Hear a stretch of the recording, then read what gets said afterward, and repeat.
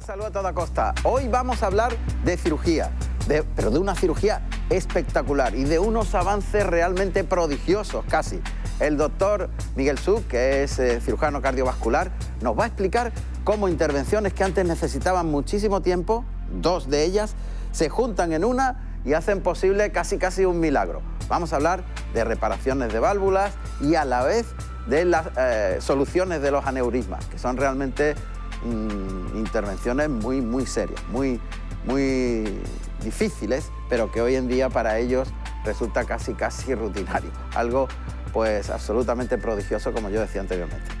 Bien, pero antes de comenzar, vamos con el sumario.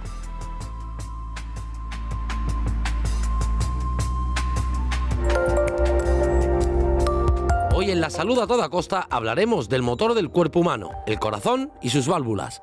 ¿Sabemos cómo funcionan? El corazón bombea la sangre en una sola dirección. Las válvulas cardíacas desempeñan un papel clave en este flujo unidireccional, al abrirse y cerrarse con cada latido. Los cambios de presión a cada lado de las válvulas les permiten abrir esas puertas y luego cerrarlas firmemente para evitar el retroceso de la sangre. Hoy conoceremos qué hacer cuando el problema de la válvula es leve, ya que posiblemente pueda tratarse con medicamentos, y también conoceremos si el problema es grave, ya que podría ser necesaria una intervención quirúrgica para reparar o sustituir la válvula. Nuestro invitado de hoy, el cirujano vascular, el doctor Such, cirujano vascular, nos arrojará luz sobre las nuevas técnicas y posibilidades que ofrece la cirugía sobre estas dolencias. Todo esto y mucho más con Juan Ramón Romero en La Salud a toda costa.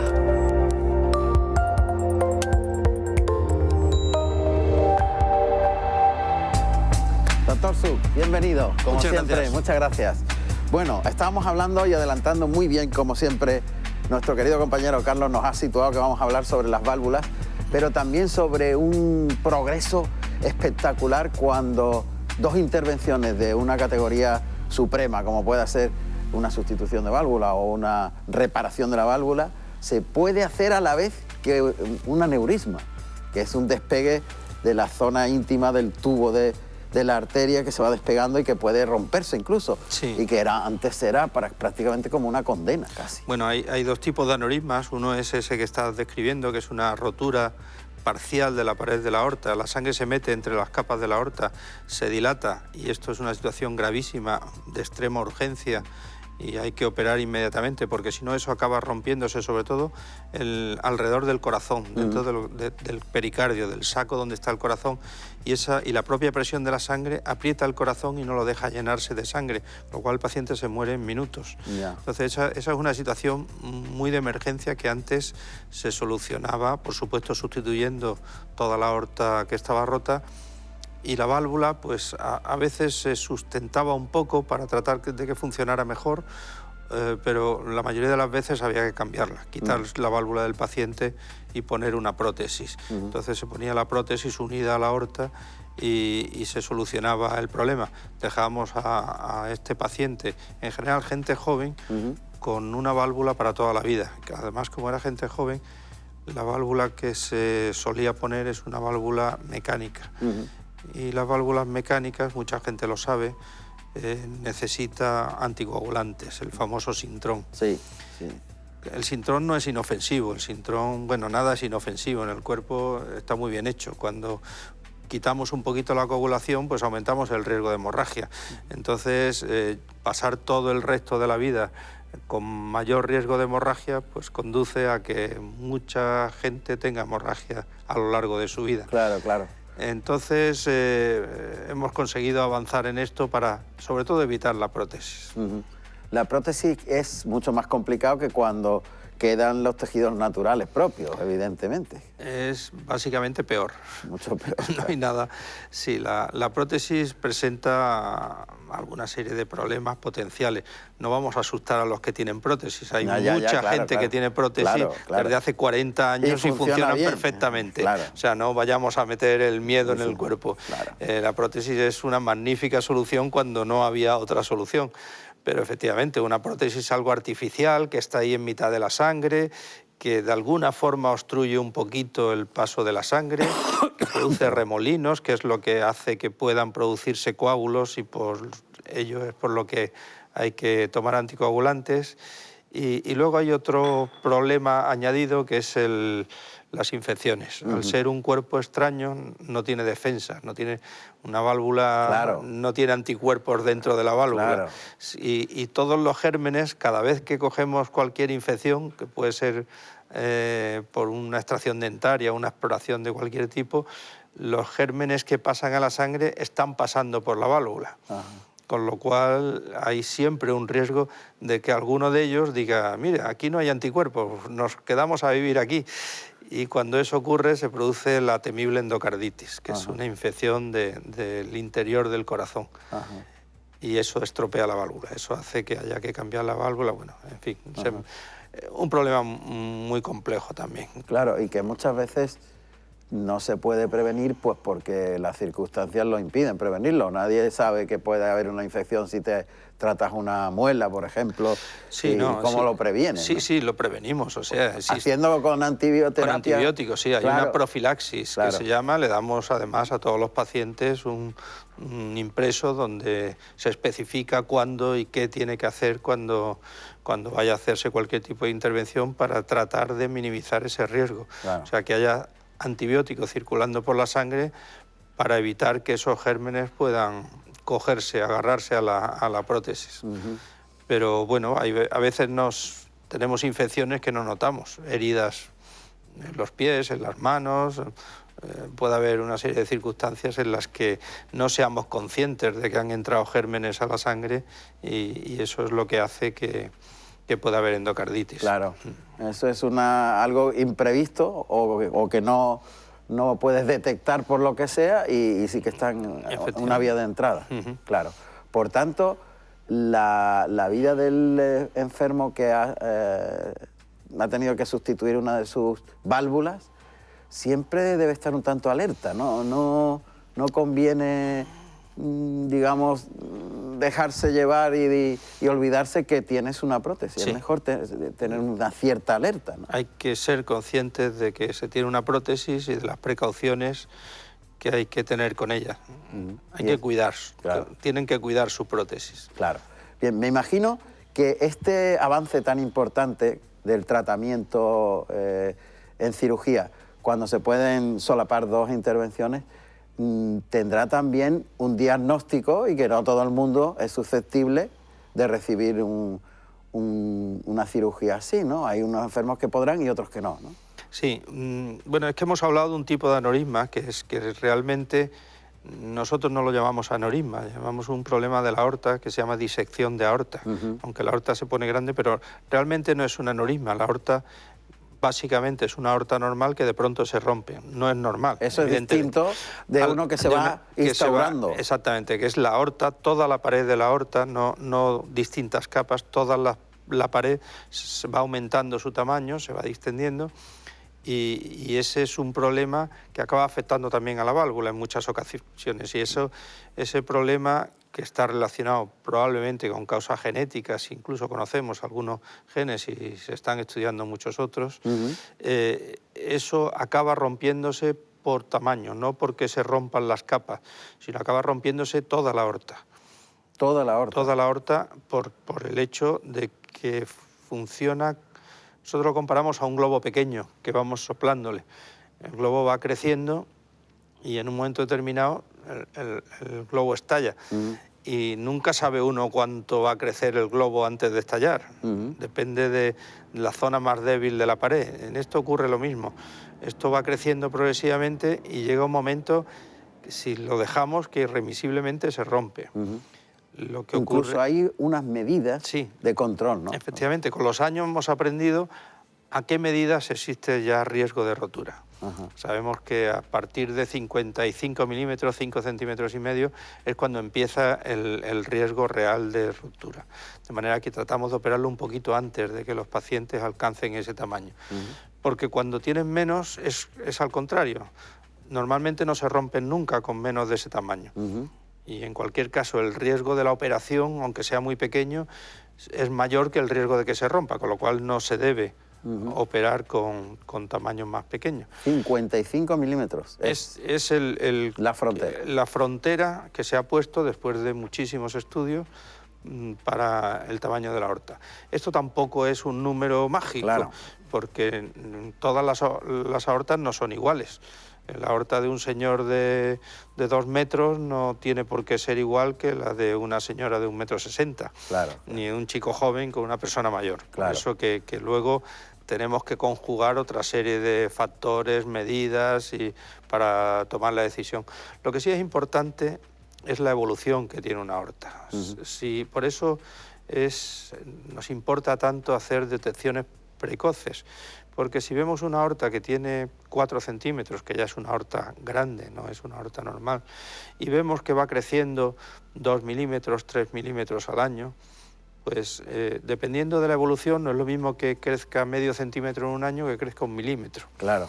Y en función de eso, pues nos adelantamos más o menos a la indicación, a decirle al paciente que debería de cambiar esa aorta. Así que son muchos factores los que hay que conjugar. Claro, y requiere, desde que se detecta el problema, una atención permanente, o sea, unos plazos donde tiene que haber una revisión de cómo está el asunto. Bueno, tampoco es permanente, o sea, uno se tiene que revisar una vez al año y ya está. Al año, aunque tengas ese problema. Aunque tengas ese problema, y además se puede hacer vida normal, se puede hacer deporte, no hay que tomar ninguna medida especial por tener la aorta un poco grande. La única medida es ir una vez al año al cirujano cardiovascular o al cardiólogo, y normalmente con una ecografía se puede ver en muchos casos cómo va evolucionando la aorta, aunque el sistema definitivo siempre es el escáner o la resonancia, que es la que hace cortes absolutamente circulares y nos permite medir con precisión el tamaño de la aorta. Ajá. Perfecto, vamos situando lo que estamos comentando y ahora vamos a ver cómo determinados alimentos tienen unas propiedades que nosotros no conocemos y que son magníficas, ¿no?, para mantenerse en salud. Vamos hoy a conocer algo que de niño era muy frecuente y que ya se está perdiendo: las moras. Las moras. ¿A que sí, eh? Fenomenal. ¿A que sí? Vamos a verlo.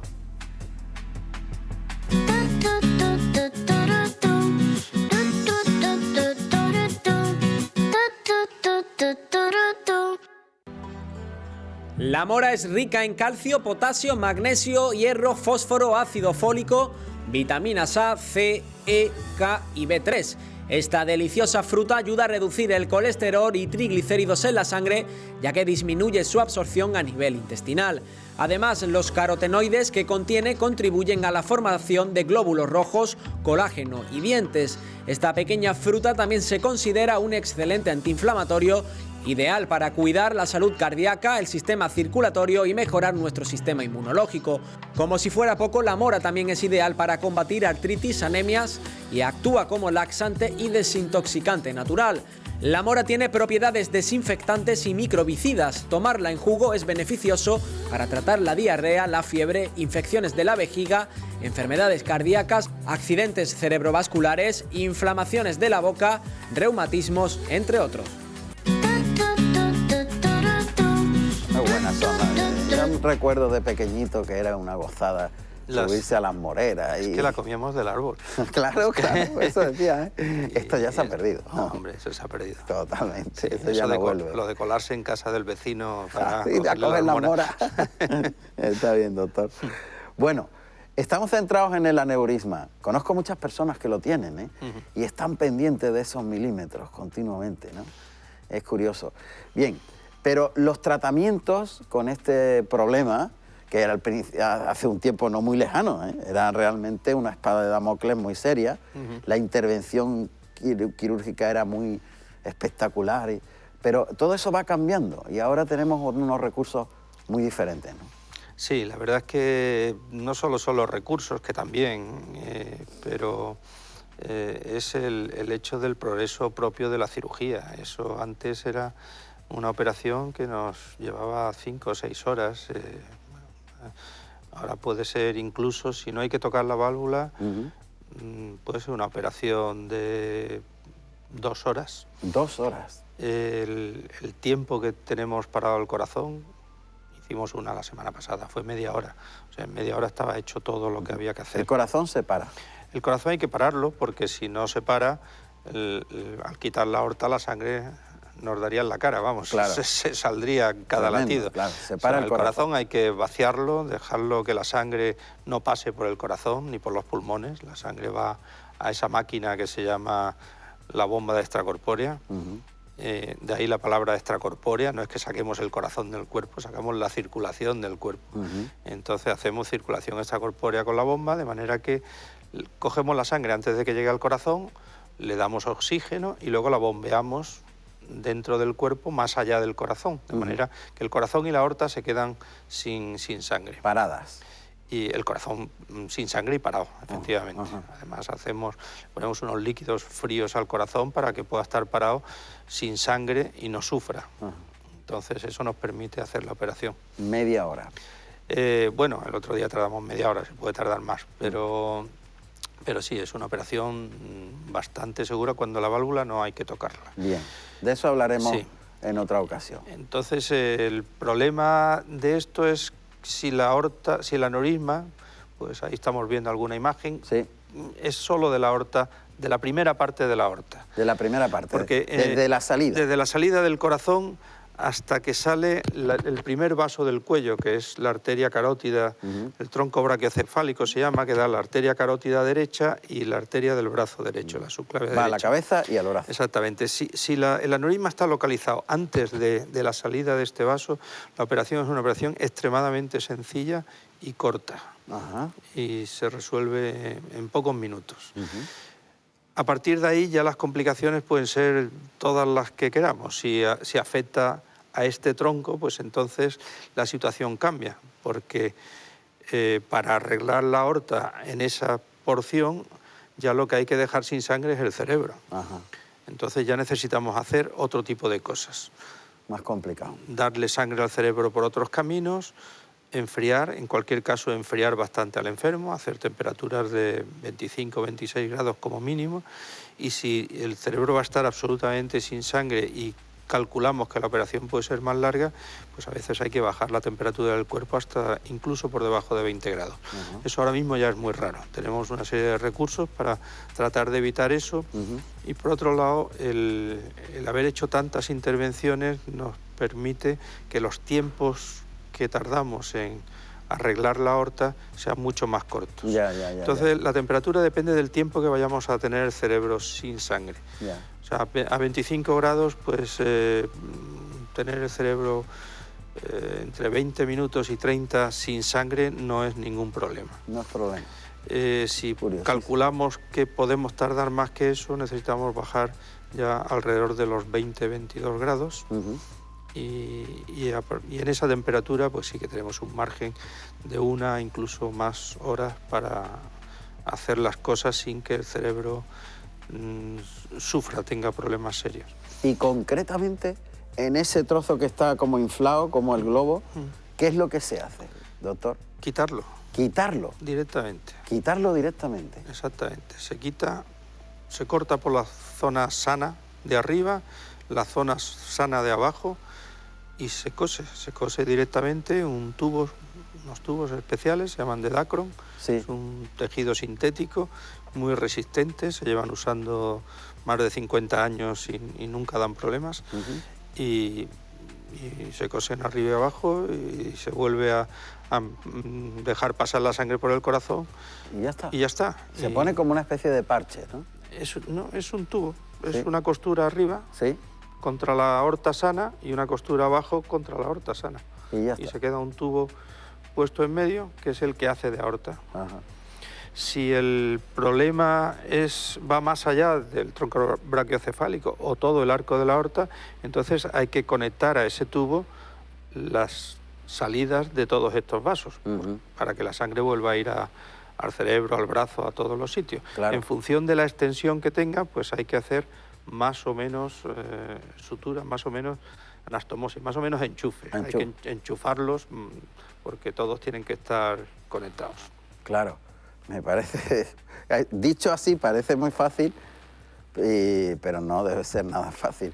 Eso tiene que tener una precisión milimétrica. Bueno, la cirugía en sí, el problema principal no es, es técnico, pero realmente lo importante de esta cirugía es hacerla bien desde el principio, porque si no quedan las suturas, las costuras no quedan herméticas, luego hay que volver a dar puntos sobre eso en unos tejidos que bueno, pues están un poco enfermos y eso puede suponer que sangre más, e incluso que haya que repetir la intervención, con lo cual puede crear otros problemas. O sea, es una intervención que no es tan complicada si todo va muy bien. Si se hace bien desde el principio hasta el final, si las costuras quedan herméticas, entonces, ya digo, es una intervención corta. Claro. Lo importante es la precisión de la primera operación, sobre todo de la primera vez, que todo vaya desde el principio como tiene que ir. Es curioso. Sí. Y bueno, ahí está la rigurosidad y el arte del médico. Sí, sobre todo lo que tiene nuestra cirugía, que supongo que la hace apasionante, pero hay que ir lo más deprisa que te permita hacerlo perfecto. No puedes entretenerte mucho porque realmente estás contra el reloj. Si has enfriado para 20 minutos no puedes estar 40. Entonces, pues tienes que ir rápido. Claro, claro. Pero tienes que hacerlo perfecto porque si no vas a tardar mucho más que si lo hicieras despacio. Es curioso porque... O sea, que tienes que coger esa velocidad, el refrán español. Vístete despacio, que tengo prisa, efectivamente. Pero, doctor, es curioso, pero yo quiero ahora... estamos describiendo una patología, los desarrollos que hay tan espectaculares en la técnica y en los materiales. Me parece todo eso muy bien. Pero llegada la hora, ahí está solo el médico, el especialista, y tiene que tener una concentración plena en cada momento, en cada detalle. Debe ser, no sé cómo lo metabolizan ustedes, ¿no?, en ese momento. No, yo no. Pero están tranquilos, ¿no? Están... Sí, no, esto no hay que mitificarlo en absoluto. No. Esto es una cosa que la haces, se aprende de pequeño, de residente, la vas haciendo durante muchos años y si te dedicas específicamente a ella, pues se convierte en rutina. Es una rutina delicada, sabes que bueno, pues que los fallos pueden tener muchas consecuencias, pero hacemos muchos casos. Es que ahora mismo estamos operando 2, 3 casos todas las semanas. Y eso, año tras año. O sea que son muchísimos casos. Y eso te da una pericia tremenda, claro. Sobre todo una tranquilidad a la hora de hacerlo. Y muchas veces la tranquilidad es la mejor forma de la precisión. El estar tranquilos, el no estar agobiado, no pensar que está pasando el tiempo, que tienes que... ¿no? Vas tranquilamente haciendo el trabajo que haces todos los días y cuando te quieres dar cuenta, pues ya lo has hecho, has acabado, sí. No ha pasado tanto tiempo y los enfermos van bien. Realmente esto es una cirugía, estamos hablando del aneurisma dilatado, no estamos hablando de la ruptura esta que hablábamos al principio.